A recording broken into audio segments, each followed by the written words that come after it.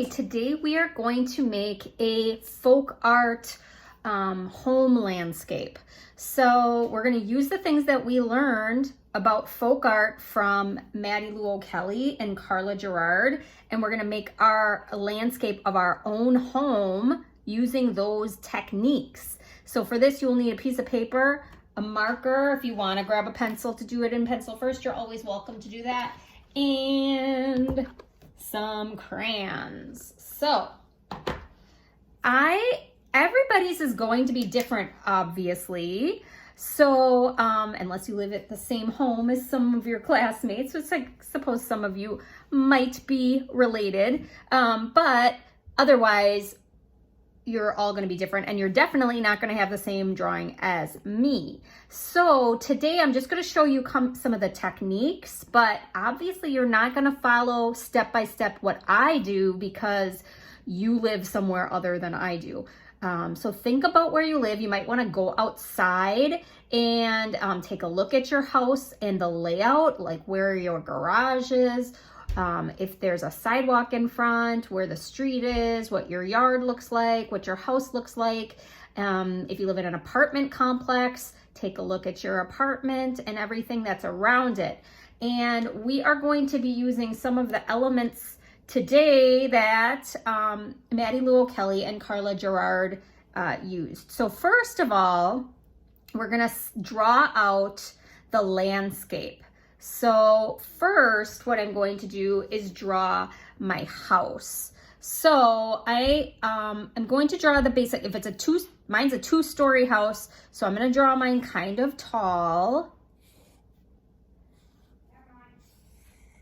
If you wanna see an easy house, you know, that rectangle shape with a triangle near the top, then if you wanna make it have a little bit more form, like 3D, you can go to the top of the roof, bring the line horizontally, then go to the corner of the roof here, bring that one horizontally to about the same, to the same length as that other one, and then bring a diagonal line down and make sure that's connected. And then bring a vertical line down from the roof and another horizontal line here. And that will give you more of a 3D looking house. If you don't have a two-story house and your house is one story, or maybe a ranch that's a little bit longer, you can do this same idea, just make it shorter or longer. My garage is connected to my house, so I'm going to draw another shape like that that's a little bit shorter right next to it like that, and then I'm going to bring a horizontal line right up into the house so it looks like the roof of the garage keeps going. Okay, now I have a driveway that comes like that, and then I have a little path that goes from my front door to the driveway.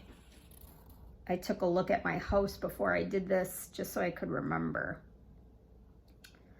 And then I live in a cul-de-sac, so that's like where it kind of makes a U shape with the road. So I'm going to draw the road right here like that. Goes around. Now I'm going to add some lines like Maddie Lou O'Kelly did, right? To just make it look a little bit more like folk art. So I'm going to draw some curved lines.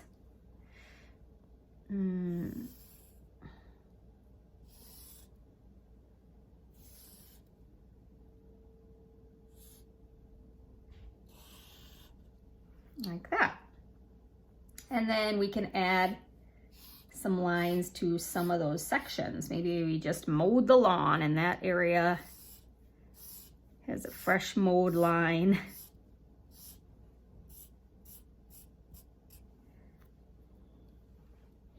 I'm gonna add another little section right there so I can make some lines going another direction. Okay, now next to our house over here, there's a fence between us and our neighbors. So I'm gonna add a fence right here.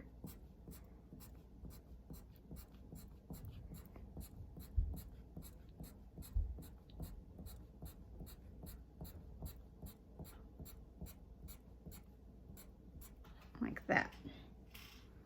Okay, now I'm gonna add a couple details to my house, like a big garage door and then a window. I'm gonna put a little rectangle, I'll put a little line in there, and then I'm gonna put some little shutters on the side, some little rectangles. We'll do a door and some windows on the house.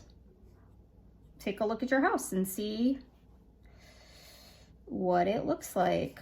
Do you have shutters on your windows? What shapes are your windows? In some ways, we're gonna try to make this look like our house. And then in some other ways, I'm gonna show you it's kind of not gonna look like our house, and I'll talk about that in a minute. I also have a little bench that's right by our front door. So add that. And let's add some lines for our roof. If you'd like to, you can do that. I actually don't have any windows on this side of our house, so I'm not gonna add any windows over there.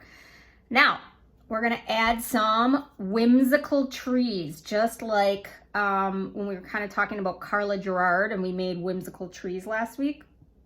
So these trees are not gonna look like the actual trees in our yard, but I looked at my yard and I knew I have a tree here, I've got a tree back here, there's a couple back here, and there's one here. Then I've got some like taller bushes on this side. So where there's trees, I'm gonna put a tree, but they're gonna be whimsical because this is a folk art look at our house, not an actual realistic picture of our house. So use those techniques we learned last week about different folk art designs. And if you have to look back, you can do that to see some different design ideas. I'm gonna put one right here.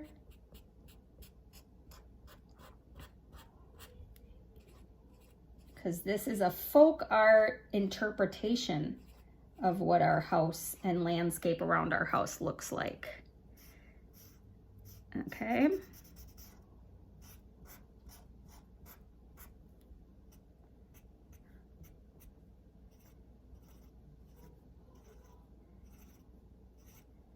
Okay, I'll do another one back here. I actually have a bunch of pine trees in the back. And this kind of reminds me of a pine tree, even though it's like a folk art pine tree. And then I have a couple little like bushes. So I'm gonna make them like really small. Little short ones. And then on the side of my house, I've got some like taller, they're like bushes, I guess, but they're really tall. So I'll just make some different ones on the side of my house. Okay, how's that? Maybe add some more right there. Now, oh, you know what? I'm gonna put some dashes in the road so people know this is a road. That one got a little out of control. That's okay. Then I'm gonna add color. And just like Carla Gerard, I'm going to add bright colors. So this is gonna be a little different than my actual house. I'm gonna use bright colors for everything. So if your house is, usually houses are generally colors like gray or brown or red or white, pretty normal colors, we can have fun with this by making our house a crazy color. Maybe it's purple, maybe it's a bright green, maybe it's a pink. You get to choose, make all different colors. Remember, you're gonna make shapes around your trees. I'm gonna do that now and color in my whole area. When I do my landscape back here, the ground, these sections, I'm gonna keep to an analogous color scheme. Remember, analogous means they're next to each other on the color wheel. So maybe I'll do green and yellow, or orange and red, or something like that, so that it's not too distracting to have too many colors for the ground and then all these bright colors for the other things that I'm drawing. Okay, I'm going to do that now.